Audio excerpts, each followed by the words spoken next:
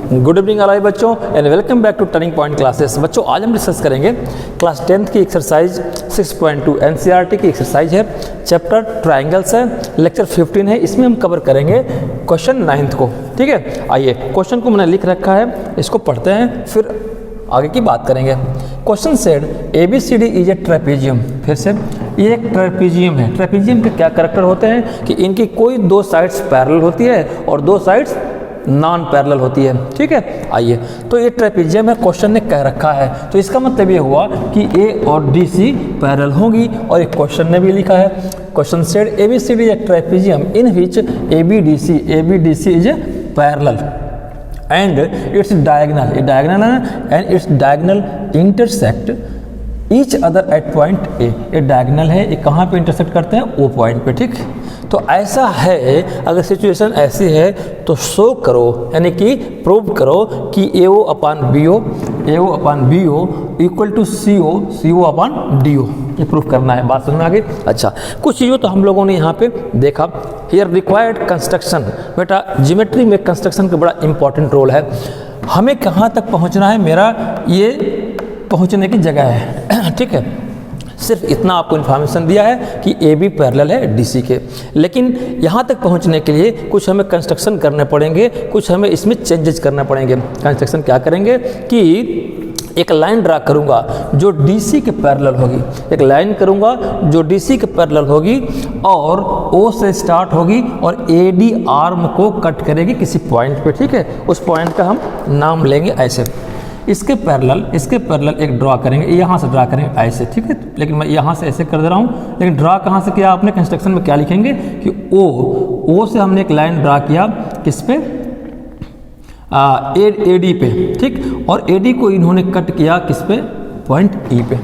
यहाँ तक समझ में आई बात? तो हमने पॉइंट O से किया और DC के पैरेलल किया। which will be cut to side arm AD at point E। यहाँ तक बात समझ में आ गया? तो इसका मतलब ये हुआ कि यहाँ पे EO पैरेलल किसके हुए?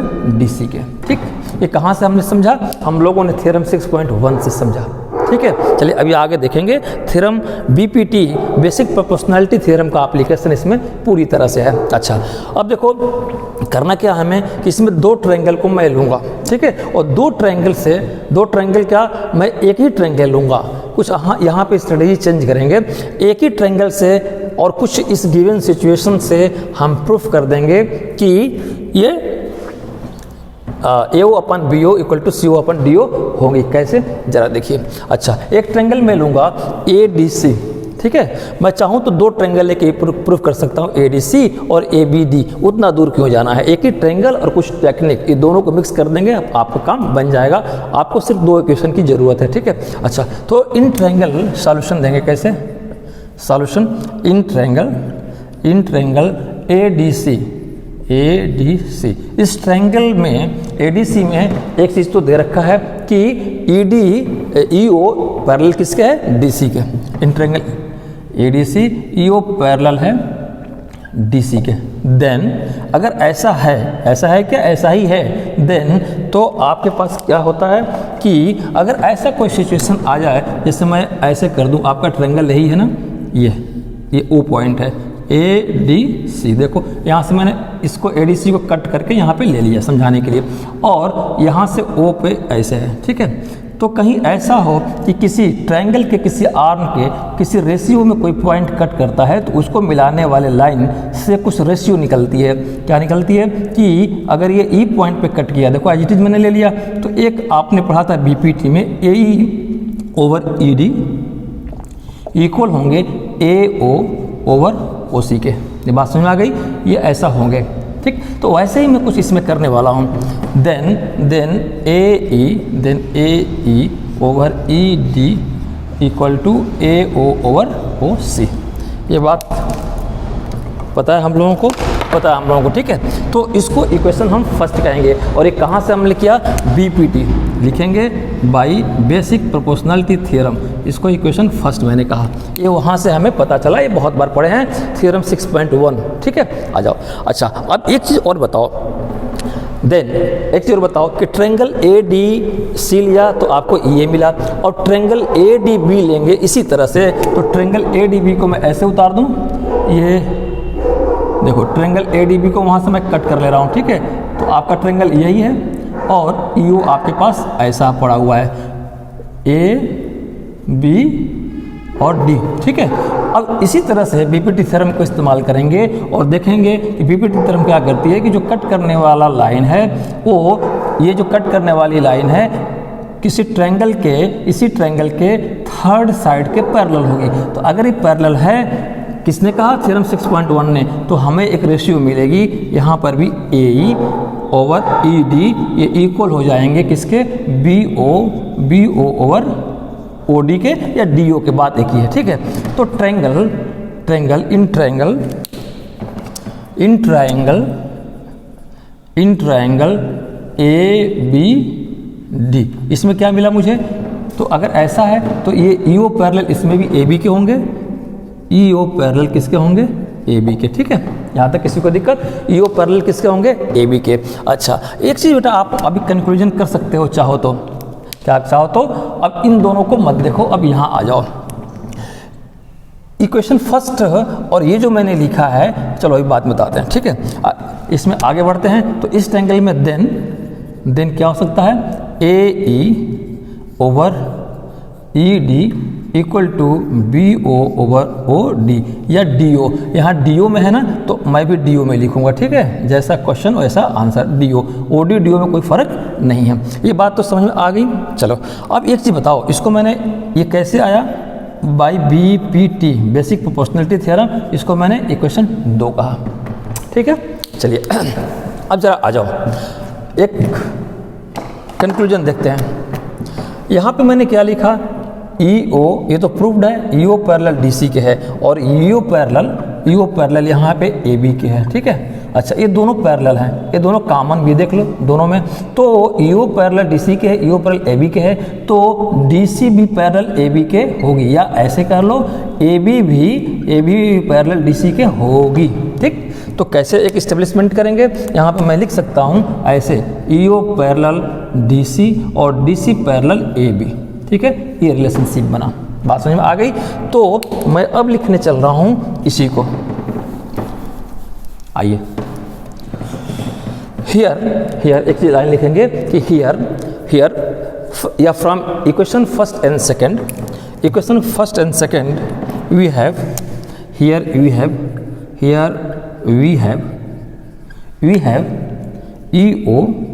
ओ parallel O C parallel A B के, जहाँ तक समझ में आई बात, ये पैरेलल ओ बी के है। अच्छा अगर ऐसा है तो अब दोनों इक्वेशन को देखो, दोनों इक्वेशन में क्या देखेंगे हम कि सिमिलरिटीज़ क्या है। देखो ए अपन ई डी और ए अपन ई डी, अगर मैं इक्वेशन फर्स्ट और सेकंड को कंपैरिजन करूं, इसको ब्रैकेट में चाहो तो कर लो क्योंकि तो समझाने के लिए लिखा था, चाहो तो सॉल्यूशन में दे दो ब्रैकेट में। अब now from comparison of first and second equation, now from equation first आप पूरा लिखेंगे equation, and equation 2 we have हमारे पास क्या मिल गया, इन दोनों इक्वेशन से मिल गया कि लेफ्ट हैंड साइड दोनों के अगर इक्वल है, LHS ऐसे एग्जाम में नहीं करना है, मैं समझाने के लिए खींच रहा हूँ, लेफ्ट हैंड साइड इक्वल है तो राइट हैंड साइड भी इक्वल होंगे। तो मुझे क्या मिल गया, ए ओ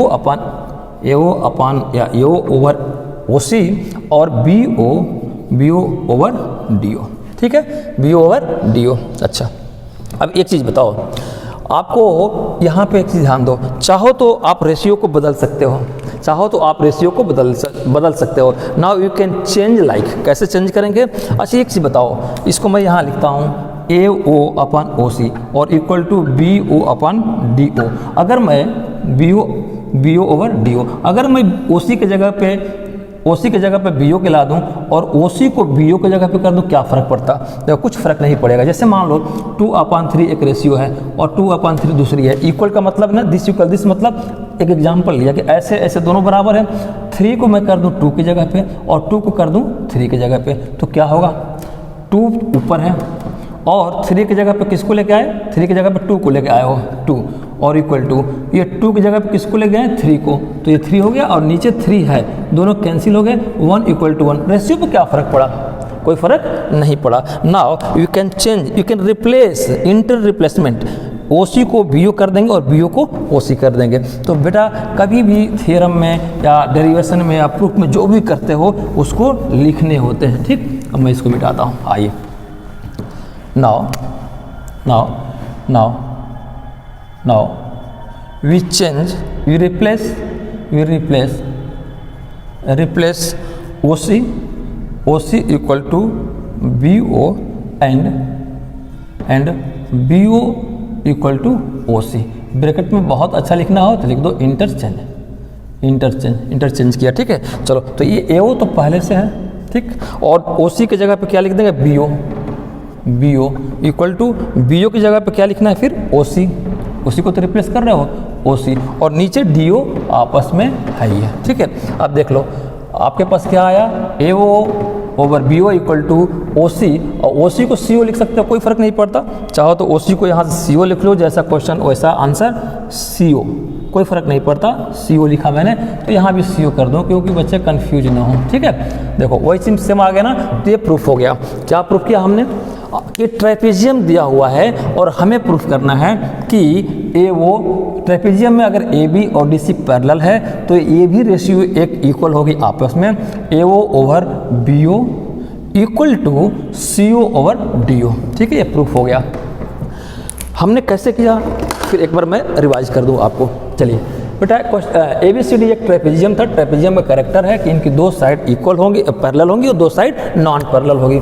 तो क्वेश्चन में दे रखा है AB और DC पैरेलल है, इसी को बेस बनाया हमने, दो ट्रायंगल इसमें से निकाला और दोनों ट्रायंगल से दो इक्वेशन बनाए। क्या निकाले कि यहाँ पे उससे पहले ट्रायंगल निकालने से पहले हमने O से एक लाइन ड्रॉ किया, कंस्ट्रक्शन किया जो AD साइड को कट कर रही है E पे। ऐसा क्यों किया? ऐसा करने से हमें इस ट्रायंगल में बेसिक प्रोपोर्शनलिटी थ्योरम मिल जाएगी, थ्योरम 6.1 मिल जाएगा, तो उससे हमारा काम बन जाएगा।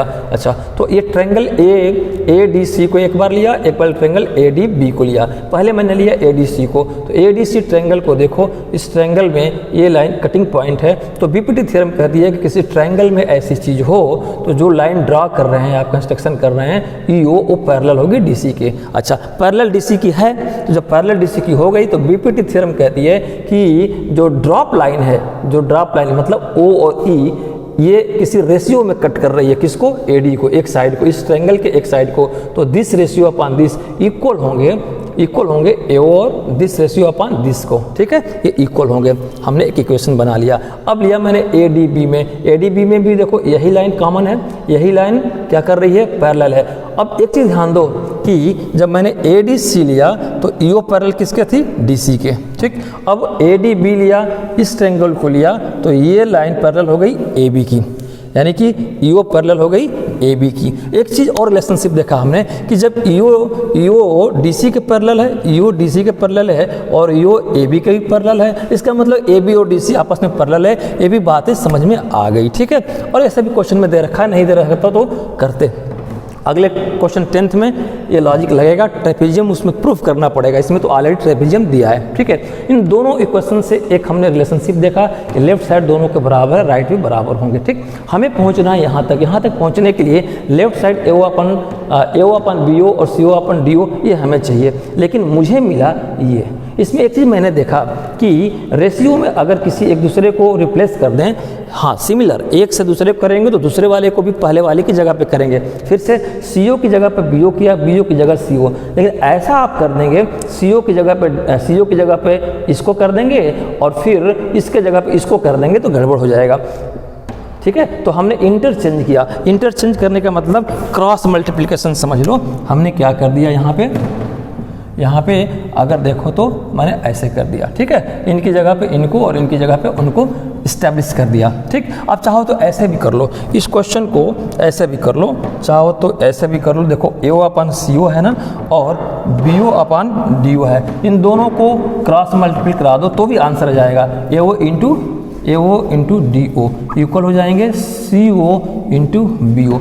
अब आपको जिस रूप में चाहिए ले लो, AO यहाँ पे है और BO को नीचे ले लो, इसके नीचे BO, इसको नीचे BO ले लो। अब बच गया क्या आपके पास? CO बच गया, CO और इसके नीचे DO के ले लो, ठीक है। तो क्रॉस मल्टीप्लिकेशन से भी देखो AO अपन BO और CO अपन DO ये आ गया। ठीक है, तो आपकी मर्जी, चाहे मैंने रिप्लेस किया उससे कर लो, चाहे क्रॉस मल्टीपल कर दो आपस में, तो ये रिलेशनशिप आ जाएंगे और ये प्रूफ हो जाएगा कि अगर क्या प्रूफ हुआ कि अगर किसी ट्रेपेजियम में ये दोनों साइड पैरेलल हैं तो जो डायगोनल जो कट कर रहे हैं, ये कटिंग डायगोनल के ऊपर वाले साइड AO अपन BO और नीचे वाले जो ट्रायंगल बन रहे हैं उसमें CO अपन DO ये रेशियो इक्वल होगी। ठीक है बेटा, तो आज ये कैसा लगा लेक्चर? कोई कन्फ्यूजन हो ना कमेंट बॉक्स में ज़रूर लिखिएगा, कोई चीज़ समझ में ना आई हो तो भी लिखिएगा, मैं और इम्प्रूव करूँगा। आज बस इतने रहने देते हैं, और मैं डेली एक अपील करता हूँ, आज भी एक अपील कर रहा हूँ आपसे, लेकिन दूसरे तरह से अपील कर रहा हूँ।